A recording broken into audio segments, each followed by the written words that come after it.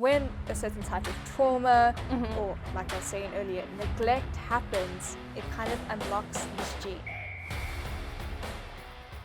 Welcome everyone back in our newest episode of the podcast. I am here with Nix today. They have a degree, or they majored in psychology and criminology, and I believe that this is a very interesting theme, and that's why I asked them to come here. So would you introduce yourself a bit? Just so Yeah, for everyone. so I'm Nix. I work here at Europa. I double majored in psychology and criminology, and then I went on to do an honours degree in psychology. So I'm more on that side of things, but yeah, I do have a lot to say on both. I'm very interested in them. So let's get started. So the first thing I wanted to talk about was whether you think criminals are born or made, so kind of like a nature versus nurture. So what's your take on that? Okay, so there's two parts of it, okay?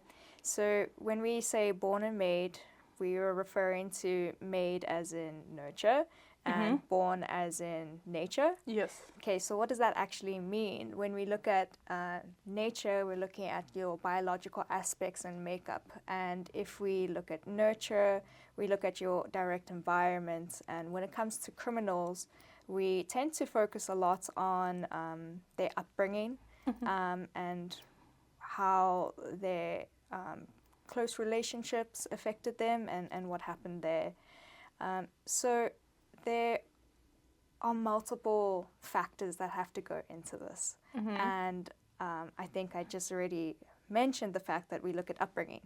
And we found that a lot of criminals tend to have socio-economical backgrounds that are quite poor. So we talk about poverty here, areas that have high criminal activity rates.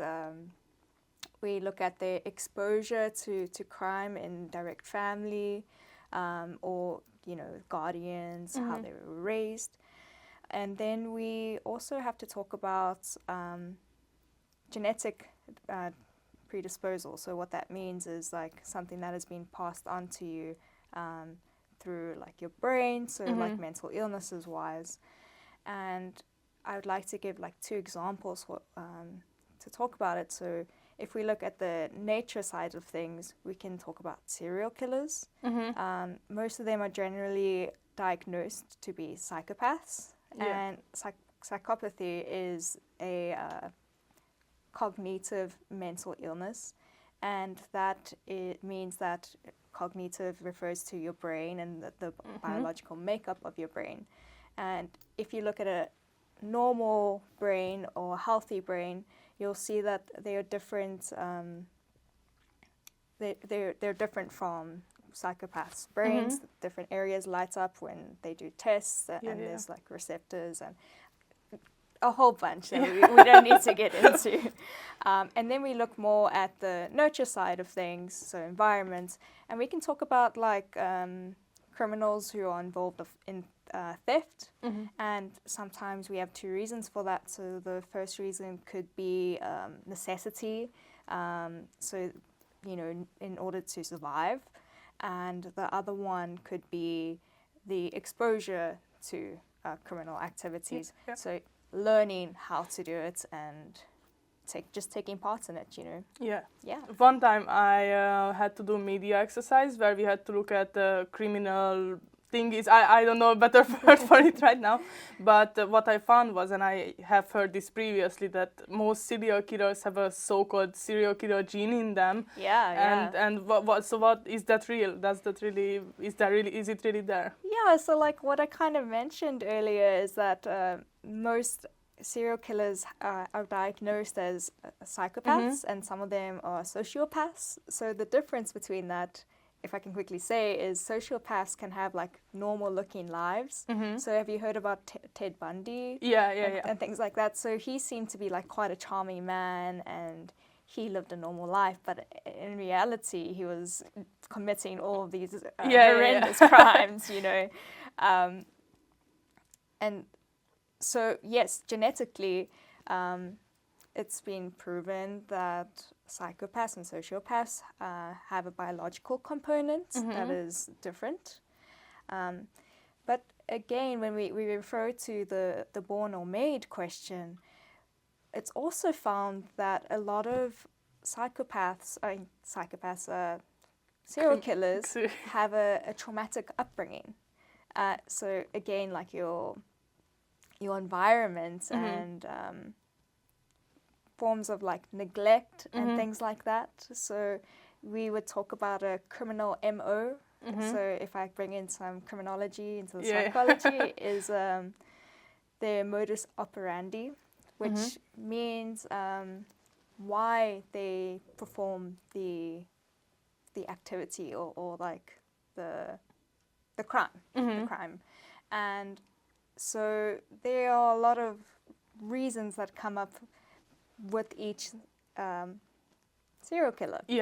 And interestingly enough, you can be a forensic psychologist and you would be like a criminal profiler. So you would then look at how, like kind of what I just said, they're the people who look at this and determine this and link cases. Like the series Criminal Minds, no? Do you know it? Yeah, okay. So I don't know if you maybe want to talk about this later. Yeah. Okay, so we'll talk about it a bit later. Okay. So another thing that was brought up to me when I did my research was that criminals tend to have these behaviors that can be influenced by their parents, or not just parents, by anything that happens to them. So they can click at any time, and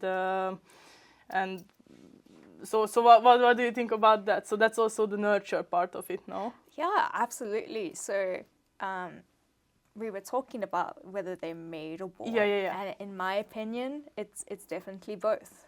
Both, yeah, that's both. Interesting. And why I say that is because, you know, we're speaking about how criminals have that genetic component, so biology, and also they experience the environmental components. So in simple terms, I have this gene. In my DNA, I have this gene. It's called a predisposition. So when a certain type of trauma or, like I was saying earlier, neglect happens, it kind of unlocks this gene. Okay, so it's like kind of your factor, if we had to look at it in other terms, in comparison to something, the possibility that you might get cancer because you have your family members have cancer, for example. Okay, exactly. And there might be environmental things that come into that, but obviously cancer is a whole different thing. Just trying to trying gosh, to make don't quote me on this, maybe.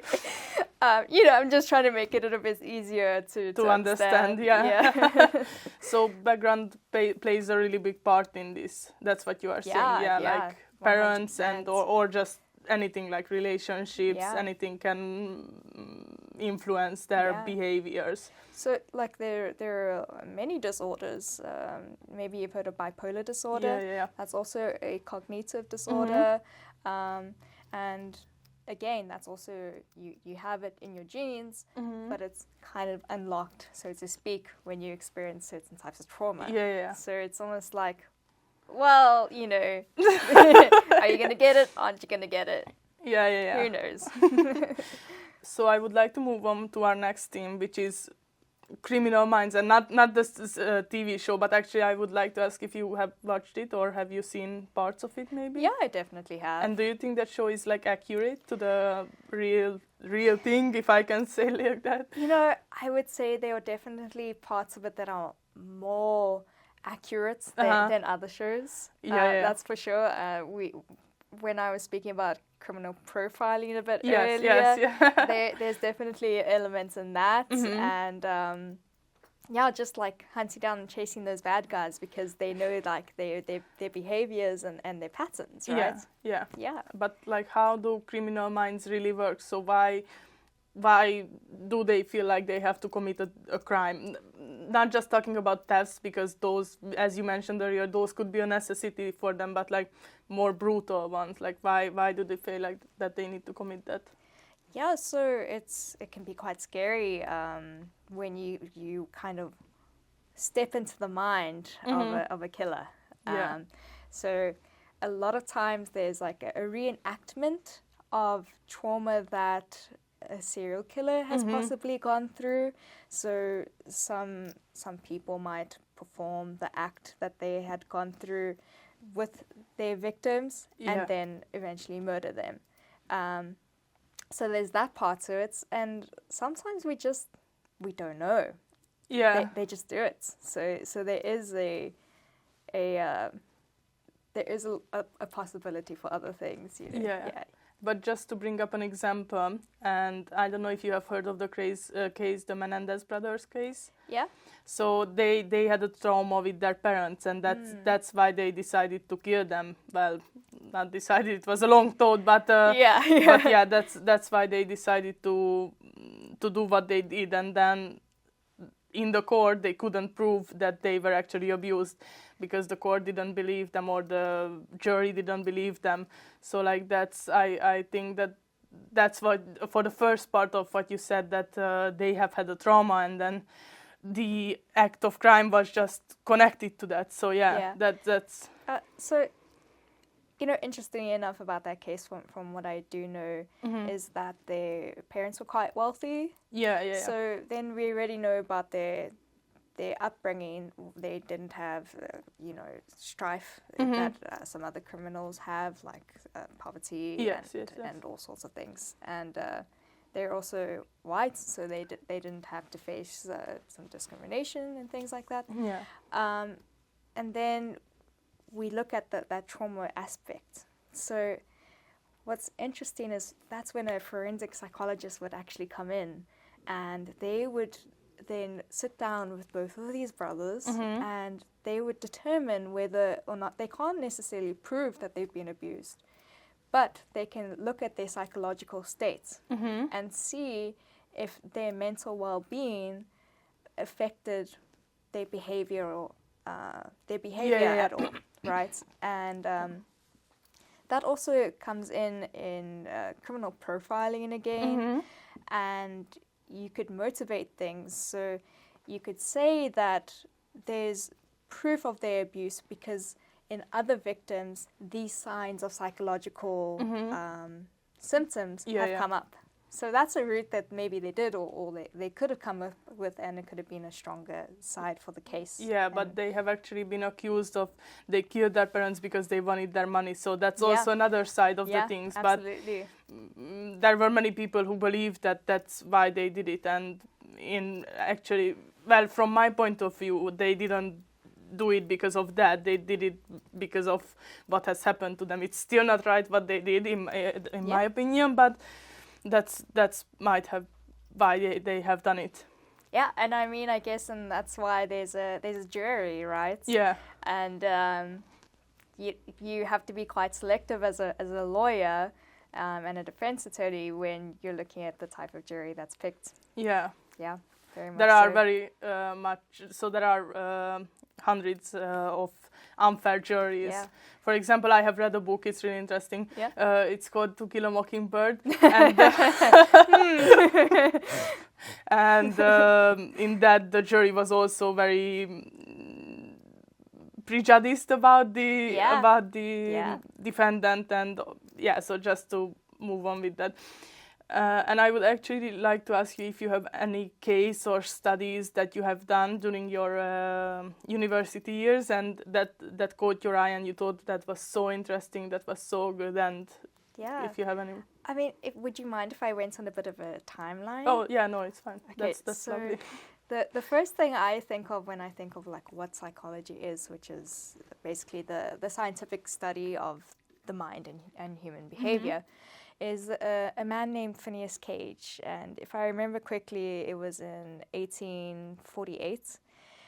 So that's quite early. That was actually before the psychology was born as a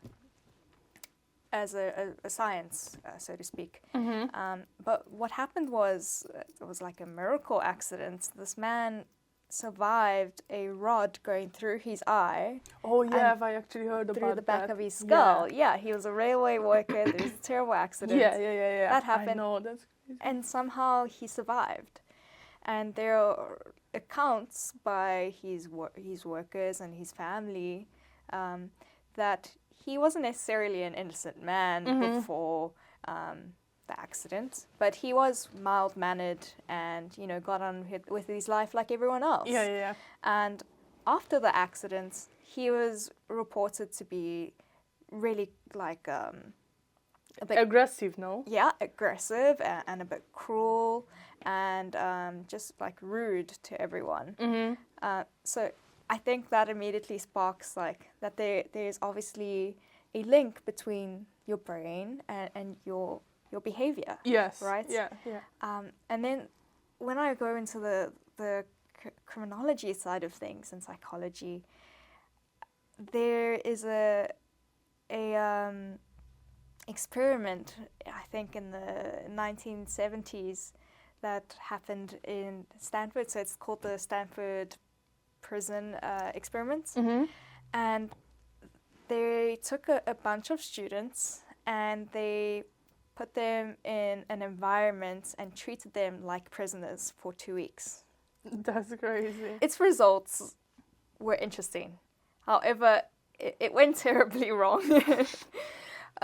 They were treated cruelly and like how other prisoners were treated then. And some of the students had like severe psychological symptoms popping up. So they were under a lot of distress. And one of the students even lost sense of their self and they didn't know like who they were. Really? Yeah, they had to remove him from the study and like give him assistance to be like, you know, you're okay, you're still you're a person, like everything will be okay. That's crazy. This is like the Russian sleep experiment. Yeah. But that was more brutal, yeah. I mean, yeah. So that's really the first sign where you can see made or born. Yeah. So, you know, if I say the word prison to you, do you have any other words that you would call it? School. Yes. No, but hell. I don't know. That's what that's what I always heard. Like, oh, prison is hell, and I'm sure it is. Okay, so well, there's some other names for it, like a correctional facility. Oh yeah. Yeah, you've heard that, or a rehabilitation center. Or rehabilitation. Yeah. Yeah. So, you know, everyone has different views on how prisoners should be treated. Criminals, like, you know, as you say, hell, throw them a pizza and never look at them again. But when you have a place that's called a correctional center, we're looking at correction and rehabilitation, which means we want these people to come out into society, and that's why they have certain sentences that won't be a bit longer or shorter, right? And they will be able to be normal human beings in society, right? Except they are not normal human beings when they come out. Yeah, because there are many prisons that don't actually have that correctional elements. Okay? They mostly just punish them and then that's it. That's go and live your life like this, like. Yeah, so I think that's another interesting case to me. Yeah. And like the last one I want to speak about is called the bystander effect. Bystander effect. Yeah, I may have heard of it, I'm not sure. Probably, and you may have even been a part of it once or twice in your life and not known about it. So the bystander effect is when something terrible or maybe even tragic happens, or like maybe you watch a lady's handbag being stolen and you don't do anything, like you don't run after it. But it's like a crowd of people, right? Yeah. So that would be the bystander effect. So there was an experiment where they put people in a room. So you would have multiple people in one room, and then they would release smoke through the door. Okay, and it was found that when there was one person in the room and they released smoke through the door, that one person would report it more quickly than the group of people would. Really? Yeah. That's very interesting. Even though the group of people probably noticed it, but no one did. But it was like, oh, is someone gonna do it? Must I do it? I don't want to do it. Am I? Yeah. So that's also something that I like looking into. Yeah, but you know what's also interesting is that most people, I believe, that they act like sheep. So they follow one thing that's shown like, oh yeah, this is so great, and then they follow it and they don't dare to get out of that road or get down from that road. Yeah. And then I think that's also another very interesting psychological effect. Not so much effect. No, you can definitely like look into it. That you know, there's like a theory that when we had less security, we as human beings would come together, and we would often stay together because, or copy each other. Yeah. Because you'd feel more secure. You would like be together. So like, if one person started vomiting, everyone would start vomiting. Yeah. Because it would usually mean that, oh, if that person started vomiting, there's something wrong with them. So there's something wrong with us. Yeah. Right. So sometimes that's why people say when they see someone vomit, they're like, you know. Yeah. Not the fact that vomit is gross. And to move on from this whole case and studies, could you actually tell me, like, why did you choose this major, and like what was your favorite part of these two majors? I think like one part criminology, we were talking about criminal minds, and I think so many of us get sucked in because of TV shows, and we're like, oh, that's so cool. Like I want Grey's to do Anatomy, I want to be a surgeon. I want to be a surgeon. Look at that, you know. So yeah, I think a lot of people are drawn in for that reason. So for me, with criminology, you know, I come from South Africa. And there's a lot of gender-based violence. Okay, so I really found it interesting to go into that and try see like what's happening and why it's happening. And then in psychology, which as already said is the scientific research, what the scientific research of the mind and the body, human behavior. Long day. It's fine. And I think that if you speak to anyone who studied psychology, most of them will hesitantly admit that they got into it because of their own life experiences and like what they've experienced in and life. They wanted They've to been know like, what was going on. Has everyone else been through this? Is this normal? And you know, I was put in a lot of situations. I mean, everyone is, where something happens and people just act differently towards it. So like, I maybe failed my test. Some people get angry about it. Some people get really sad about it. And some people are just like, whatever. You know, so like, why is that? You know, that makes me quite curious about it, and I also like the aspect of being able to help other people, because you can as a psychologist, which some people are like, no ways, you know, speaking to a class even they're like, why do psychologists exist? But I do believe they do help people, and I've always wanted to go into a field where you're able to help others. I wanted to ask you a question about crimes. Like, are they intentional? So, do criminals do them intentionally or just not even think about it? Because I have heard of cases. There was a German man who like killed girls, and he did it almost like it was an automation or something. So what do you think about that? Well, in criminology, you look at different types of crimes and what these crimes are and how they're committed. So there's that term of crimes of passion. If you ever seen like, you know, one of those real docu-series. You know, self-defense and things like that. So we have like, there's called first-degree murder and second-degree murder, and the differences between them is you like planned it and you went to go kill someone, versus in the heat of the moment you killed them. Or self-defense or something like that. Exactly. So I think when there's multiple murders in more than one event, that's definitely planned and intentional. Whereas when it's in one event and it doesn't become something that's habitual, which means it's not automated, multiplied. no? Yeah, something like that. Yeah, then you could say that. But if you look at crimes of like theft, sometimes it's a necessity to survive. They are probably not in... I don't have food, I'm going to steal this food. Yeah.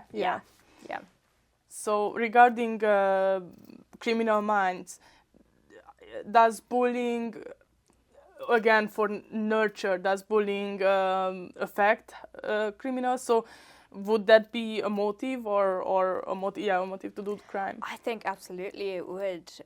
When you're under intense bullying non-stop, I think most people would feel like you would have different reactions, but I think most people would begin to have an inner like rage towards people. I feel like I would, and I think sometimes like it just takes that one event for someone to snap. You know, and so that's why when we mentioned are crimes always intentional?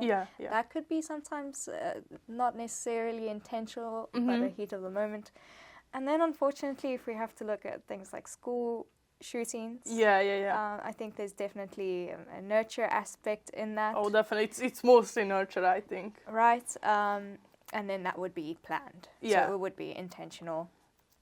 And, you know, I don't know enough about bullying in terms of committing crimes, but I do know that most people who are bullied at a young age then become bullies themselves. And sometimes that comes from home life, if they might be bullied by their parents or guardians or siblings, even, then they go to school and they bully others the way that they're being bullied, because that's how they've learned things, that's what they know. And that's what they have to do, basically. Exactly. What do you think about the series Mindhunter series? Okay, first I have to put a disclaimer. I think our audience are mostly people in high school. Don't watch it. Why? It's first of all, the age rating for it is higher. Second of all, there's a lot of violence and things that happen. My opinion, I think it's incredibly realistic, and it's one of my favorite shows in terms of the development of serial killers and again like profiling. You know, these psychologists, these detectives and like the theories behind them start looking at the psychology and maybe like serial killers are psychologically affected by this. And throughout the series, you then see that a man look at things from a different perspective, because he's in university, and I think he's also studying psychology, and he... But don't just spoil it now. I actually want to watch it now. No, this is like in the first episode-ish, you know, you see this, and he goes and works for a department that's a bit more like run down, and their experiments with the interviewing serial killers is what happens, is kind of a bit more off the books. The show is really accurate in what happened. It's in like the 1970s, I think, and psychology was relatively new as a study then, and so most people weren't even believing in it, or really, you know. So the fact that it was then introduced to criminal behavior, especially serial killers, was just like insane to them. No, that is. And then, you know, through the interviews and hearing their accounts, and you know, there's this one guy, not to do any spoilers, but he experiences trauma from his mother, and so he always leaves behind like a shoe or something like that. Really? So it's like what we would call a calling card, which means it's something that a serial killer leaves behind to show that I know. You know? And it's also, again, recreating trauma that they went through in order to feel this aspect of getting revenge. I think that's a big one in killing as well. To feel like what they went through was either okay, or that it wasn't okay, and society needs to feel this, that it wasn't okay. this impact that it had. Yeah, the detectives who's interviewing these people actually has like a psychotic break because he's being exposed to all of these like terrible stories and these people who think like what they're doing, these horrendous acts that they're doing, it's just like a normal day for them. That's easy to break, like if you work in criminology and hear all of these absolutely. crimes and I think like I don't know if you've ever heard of like psychologists need a psychologist. Yeah. And it's absolutely true. You have to take care of yourself, and you have to be able to do what's called dissociation. And dissociation is being able to take away yourself and your feelings and your life from a reality that you're facing. So as a psychologist, it might be someone else's reasons for coming to see you.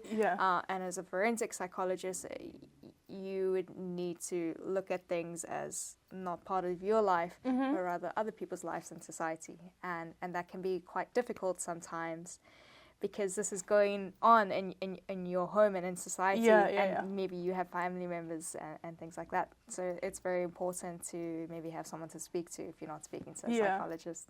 But like psychologically speaking, and I'm not sure this is a psychological case even, but there is that one feeling, and I think everyone gets it sometimes, when they feel like they are viewing their life from an outside angle. Do you know what I'm speaking? It's maybe called disassociation, I'm not sure, but is that psychological or? Absolutely, I think some people, I would say, that experience that might be depressed. And it's the experience of like life just goes on without you, whether you're in it or not. And I think that's quite scary for anyone to think about. Like you're stopping and everyone's going on, and like it's like it's normal. Isn't that weird? Like when you're sick and you miss some schoolwork, but maybe one of the teachers did something, and it's like, oh my gosh, gossip. And you went there, and then you come back to school, and you're like, but what happened? And you have a feeling of being a bit more left out. So I definitely think it's a psychological feeling. All feelings are. All feelings are.